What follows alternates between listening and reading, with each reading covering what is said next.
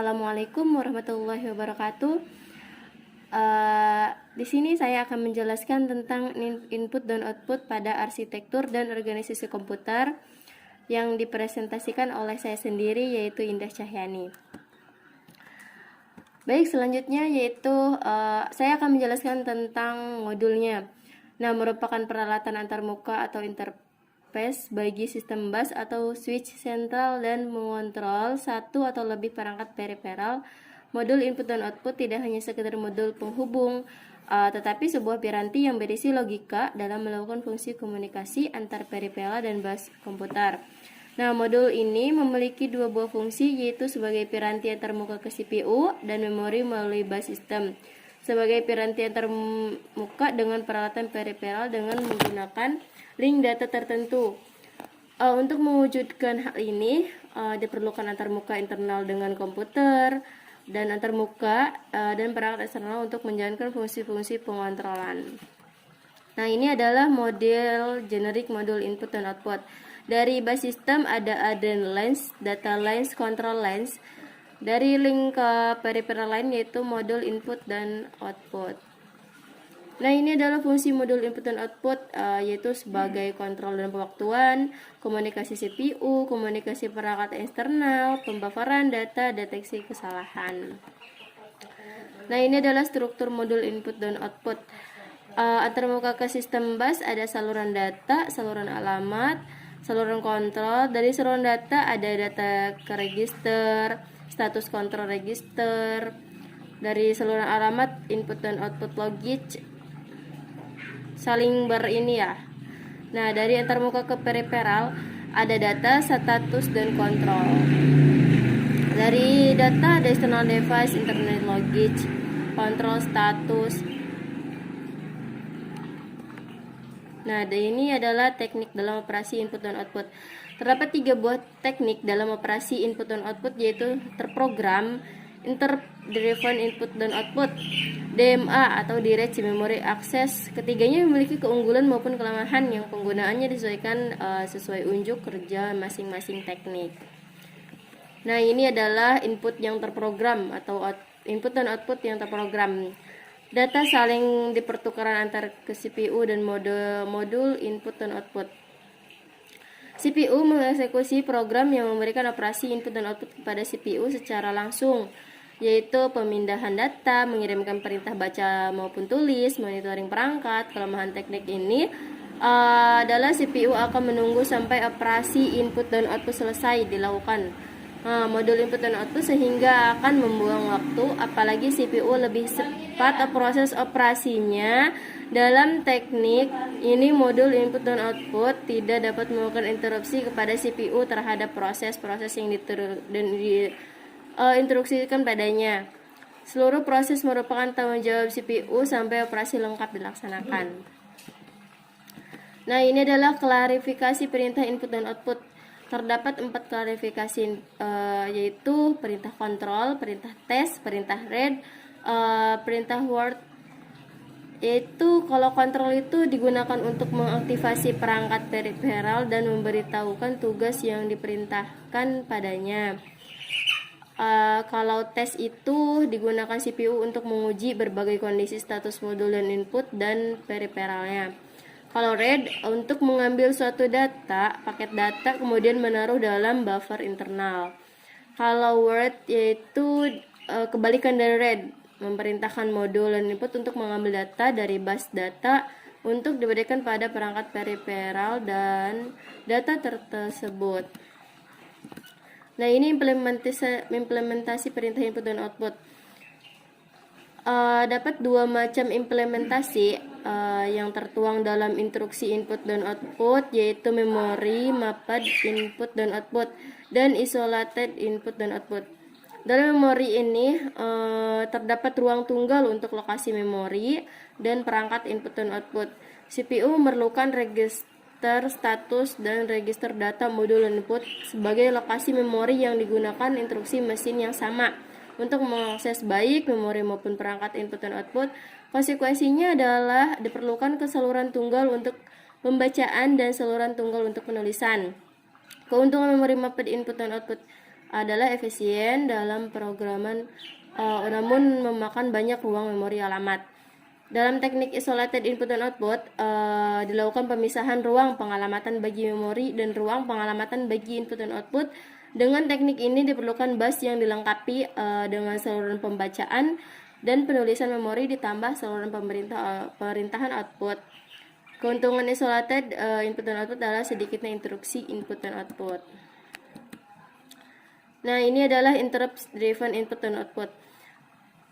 Memungkinkan proses tidak membuang-buangkan waktu.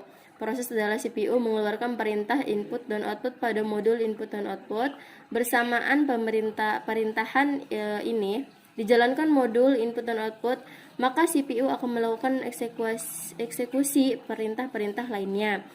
Apabila modul input dan output telah selesai menjalankan instruksi yang diberikan, padanya akan melakukan interupsi pada CPU bahwa tugas telah selesai. Nah, dalam teknik ini kendali perintah masih menjadi tanggung jawab CPU, baik pengambilan perintah dari memori maupun pelaksanaan isi perintah tersebut. Terdapat selangkah kemajuan dari teknik sebelumnya, yaitu CPU melakukan multitasking beberapa perintah sekaligus sehingga tidak ada waktu tunggu bagi CPU. Nah, ini adalah cara kerja interupsi.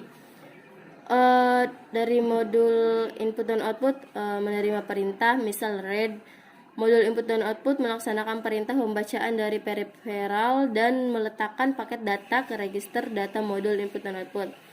Modul input dan output mengeluarkan sinyal interupsi ke CPU melalui saluran kontrol. Input dan output menunggu datanya diminta CPU. Nah, ini adalah pengolahan data interupsi. Ada 6 pengolahan, yaitu input dan output akan mengirimkan sinyal interupsi ke CPU. CPU menyelesaikan operasi yang sedang dijalankan kemudian merespon interupsi. CPU memeriksa interupsi tersebut, kalau valid maka CPU akan mengirimkan sinyal acknowledgement ke perangkat input dan output untuk menghentikan interupsinya. CPU mempersiapkan pengontrolan transfer ke routine interupsi.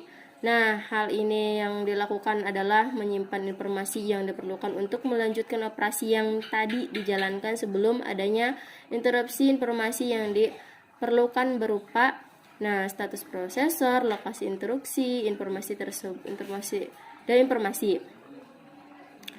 Kalau status prosesor dipanggil PSW atau progress status word.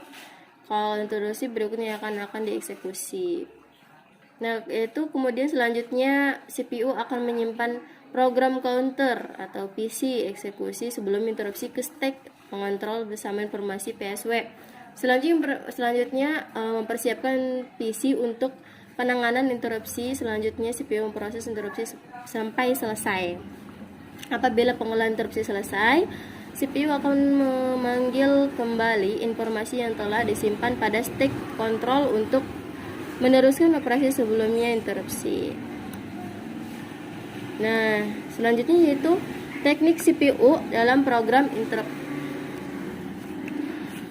Terdapat bermacam teknik yang digunakan CPU dalam menangani program interupsi ini, yaitu multi-table interrupt lines, software poll, daisy chain, tribasi bus. Nah, ini adalah teknik CPU dalam program interrupt. Teknik yang paling sederhana menggunakan saluran interupsi berjumlah banyak antara CPU dan modul-modul input dan output, namun tidak praktis untuk menggunakan sejumlah saluran bus atau pin CPU ke seluruh saluran interupsi modul-modul input dan output.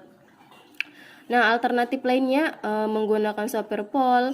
Prosesnya, apabila CPU mengetahui adanya sebuah interupsi, maka CPU akan menuju ke runtime layanan interupsi yang tugasnya melakukan poll seluruh modul input dan output untuk menentukan modul yang melakukan interupsi. Kerugian software poll adalah melakukan waktu yang lama.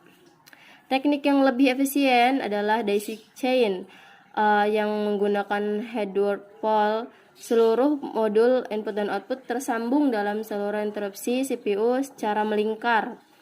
Apabila ada permintaan interupsi, maka CPU akan menjalankan sinyal acknowledge yang berjalan pada saluran interupsi sampai menjumpai modul input dan output. Berikutnya adalah arbitrasi bus.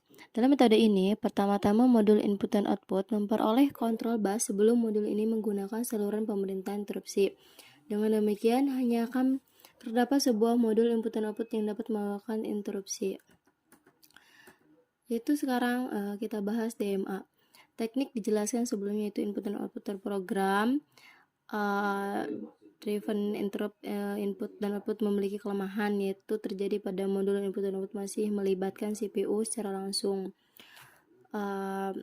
dan berimplikasi pada kelajuan transfer kerja CPU terganggu karena adanya interupsi secara langsung. Bertolak dari kelemahan di atas, apalagi menangani transfer data bervolume besar, dikembangkan teknik yang lebih baik dikenal dengan Direct Memory Address. Sekarang prinsip kerja DMA memerlukan pengembalian kontrol bus dari CPU untuk menggunakan bus bila CPU tidak digunakannya, atau DMA memaksa CPU untuk menghentikan sementara penggunaan bus. Teknik terakhir lebih umum digunakan, sering disebut cycle styling, karena modul DMA mengambil ahli siklus bus. Penghentian sementara penggunaan bus bukanlah bentuk interupsi, melainkan hanyalah penghentian proses saat yang berimplikasi hanya pada kelambatan eksekusi CPU saja. Terdapat 3 buah konfigurasi modul DMA seperti yang terlihat pada gambar berikut. Ini ya konfigurasi modul DMA, ada single bus interrupt DMA, ada input dan output bus. Nah, ini evolusi fungsi input dan output. Untuk CPU mengontrol PPRL secara langsung, ditambahkannya sebuah kontrol atau modul input dan output CPU menggunakan input dan output terprogram tanpa menggunakan interrupt. CPU menggunakan interrupt menggunakan DMA. Modul input dan output ditingkatkan kemampuannya menjadikan sebuah prosesor yang memiliki tugasnya sendiri yang menggunakan instruksi tertentu untuk input dan output. Nah, input dan output memiliki memori lokalnya sendiri dan merupakan sebuah komputer yang memiliki tugasnya sendiri. Nah, ini adalah perangkat eksternal dan variabel antara muka eksternal. Ada 3 ya, yaitu human readable, machine readable, communication. Kalau human readable itu yang berhubungan dengan manusia. Contohnya monitor, keyboard, mouse, printer, joystick, disk drive. Yang kedua machine, tentunya yang berhubungan dengan peralatan. Biasanya berupa modul sensor, transducer untuk monitoring dan kontrol suatu peralatan atau sistem. Communication, yaitu perangkat berhubungan dengan komunikasi jarak jauh, misalnya NIC dan modem. Nah, terakhir adalah kesimpulan. Input adalah unit ini berfungsi sebagai media untuk memasukkan data dari luar ke dalam suatu memori dan prosesor untuk diolah guna menghasilkan informasi yang diperlukan berdasarkan sifatnya. Peralatan input dan input dapat digolongkan menjadi 2, yaitu peralatan input secara langsung dan peralatan input tidak langsung. Kalau tidak yang langsung itu seperti keyboard, mouse, touchscreen, leg pin, digital graphics, table, scanner. Kalau yang tidak langsung seperti contohnya disket dan hard disk. Output, kalau output ini berbalik ya dengan input. Jika input artinya memasukkan, tapi kalau output artinya mengeluarkan. Nah, untuk menghasilkan informasi yang akan dibutuhkan, contohnya output adalah seperti monitor, printer, speaker, dan masih banyak.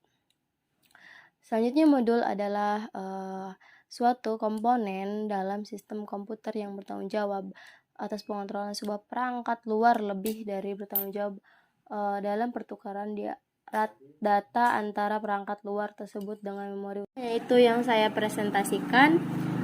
Sebelumnya mohon maaf dan terima kasih. Assalamualaikum warahmatullahi wabarakatuh.